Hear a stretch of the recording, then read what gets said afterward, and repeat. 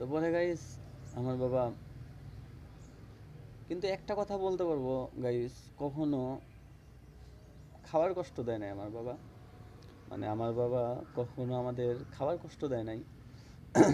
যেমন কি চাউল, মনে করেন কোনো সমস্যা মনে করতেছে সে, যে সামনে কোনো সমস্যা হতে পারে, কাজ টাজ না থাকতে পারে, উনি চাউল চাউল জিনিসটা কিন্তু 4 5 6 বস্তা কিনে থয়ে দিছে ঘরে, 50 কেজি বস্তা, বোঝেন গাইজ?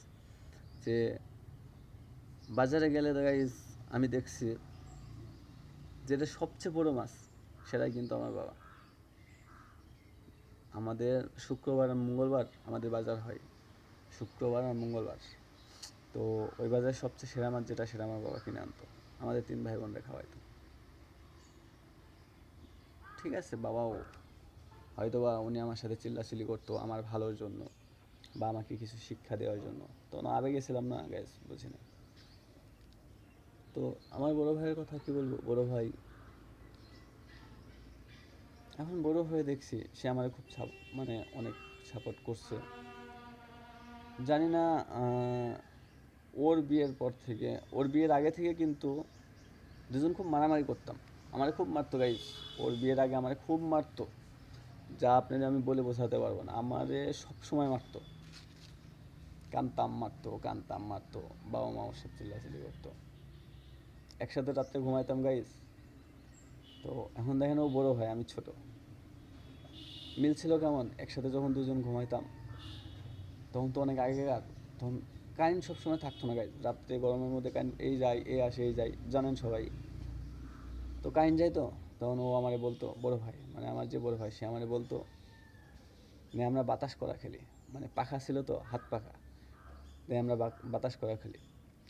পরে বড় ভাই আমার হিসাব মেটাই দিত কি, তুই 100 বার কর আমি 100 বার করবো, তুই 100 বার কর আমি 100 বার করবো, মানে বাতাস করতে বলছে আর কি। তো দেখেন, আমি ছোট তো, মানে ও মানে মারতো, ওর ভয়ে ভয়ে থাকতাম, পরে আমি বাতাস করতাম, 100টা হয়ে গেলে পরে আর তারে খুঁজে পাইতাম না, সে করতো না গাইজ, সে আর বাতাস করতো না। মানে খুব দুষ্টামি করছি, মারামারিও করছি, সে বড় ভাই। তো এখন বড় হয়ে ওর যখন বিয়ের পর থেকে, বিয়ের আগে এরকম আমাদের যেরকম এরকম দুষ্টামি মারামারি হতো, পরে গাইজ বিয়ের পরে, মানে ওর বিয়ের পরে ওরা আমার কেমন যেন কথা বলায়, মানে ওরা আমার, মানে আগে যেরকম মারামারি কথা বলা ঝগড়াঝাটি হইতো, তার যত গুণ, তার চেয়ে শতগুণও কম ওর সাথে আমার কথা হয় না। কেমন, ওর মতো কাজ করে আসে, আমি আমার মতো এই করি সেই করি, মানে এটা বোঝাতে চাচ্ছি না, আমি পার্সোনালিটি বলতে চাচ্ছি না, কিন্তু বিয়ের পর থেকে ওরা আমার সেরকম কথা হয় না। এরকম করতে করতে কাছে থেকে আমি চলে আসলাম ঢাকা, ঢাকাতে এসে আমিও বিয়ে শাদি করে আমার সংসার নিয়ে আমি ব্যস্ত, সংসার নিয়েও ব্যস্ত। আজ পর্যন্ত তার সাথে আমার ঠিকভাবে মানে কথা হয় না, হয়তো বা বছরে একবার এরকম, হয়তো বা ভুল ভবিষ্যতে কথা হতে পারে, কিন্তু কথা হয় না, জানি না কেন। কিন্তু সবাই আমারে ভালোবাসছে, বুঝি এখন। আর বুঝেও কিছু করে না গাইস, কারণ এখন আমি সাংসারিক জীবন হয়ে গেছে। এখন যতই কষ্ট হোক, যতই ইয়ে হোক, যে ছেলে বিয়ে করছে তার বউ বাচ্চারা খেতে দেওয়াই লাগবে, স্বাভাবিক এটা, এটা সবাই জানে। কিন্তু আমি কিছু পরিস্থিতির কারণে আমার ফ্যামিলি মেনটেন আমি করতে পারি না, আমার ফ্যামিলির সাথে থাকতে পারি না, বিচ্ছিন্ন একটা মানে সংসার হয়ে গেছে। যেরকম একটা ফ্যামিলিতে থাকে, আমার ভাইয়ের 2টা মেয়ে, ভাই ভাবি 4জন, আমি, আমার ওয়াইফ আর আমার বাচ্চা 3জন, 7জন, মা, মা বাবা 2জন, 9জন। আমাদের ঘর বাড়ি ঠিক আছে, 9জন থাকার মতো সুন্দর পজিশন।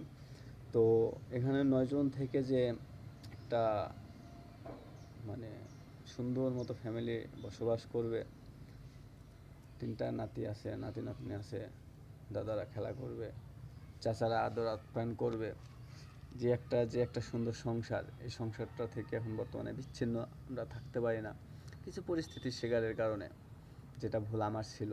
আর এখন এটা পস্তাও লাভ নেই, কারণ একটা কথা আছে, করিয়া ভাবিও কাজ, না ভাবিয়া করিও কাজ, করিয়া ভাবিও না। তো এই জন্য এখন আর ভেবে চিন্তা করে লাভ নেই গাইস, যা হয়েছে। তো এখন সর্বদা চেষ্টা করতে হবে যেন হচ্ছে সুন্দর মতো জীবন যাপন করা যায় আর সবাই একসাথে থাকতে পারি। তো সবার কথাই তো বললাম, লাস্টে আমার ছোট বোন, মানে ওর আর আমার সবসময় দ্বন্দ্ব লেগেই থাকতো। ওর আর আমার, ওরে আমি মারতাম, ও আমারে মারতো। আসলেই ও ছোট বোন আমার, ওরে আমি মারতাম, ও আমারে মারতো। আস্তে আস্তে বড় হয়, আমিও কর্মের বয়স হলো, আমিও ঢাকার দিকে আসলাম। কাছে থাকলে কি মারামারি করতাম দুইজন, আর দূরে গেলেও আফসোস করতো, আমিও আফসোস করতাম, হাই রে কাছে থাকতেই ভালো ছিল। ছোটো বোনের কথা বাদ, এখন ছোটো বোন বিয়ে শাদি করছে, এখনও যতটুকু কথা বলে, ভালোবাসে, আলহামদুলিল্লাহ। আর সর্বশেষ আমার মা, মায়ের কথা তো বলাই যাবে না, মা তো মাই ভাই, মার মতো আপন কেউ নেই, মা তো মাই। আমার জন্য মা অনেক বকা শুনছে, টর্চার খাইছে, আমাকেও ভালোবাসছে। তো গাইস, আজকে মনের আবেগে গল্পগুলো শেয়ার করলাম। অবশ্যই আবার পরে আরেকটা জিনিস নিয়ে, আরেকটা কথা কাব্য নিয়ে গল্প বলবো। এটা পার্ট 3 পর্যন্ত সবাই দেখবেন, শুনবেন।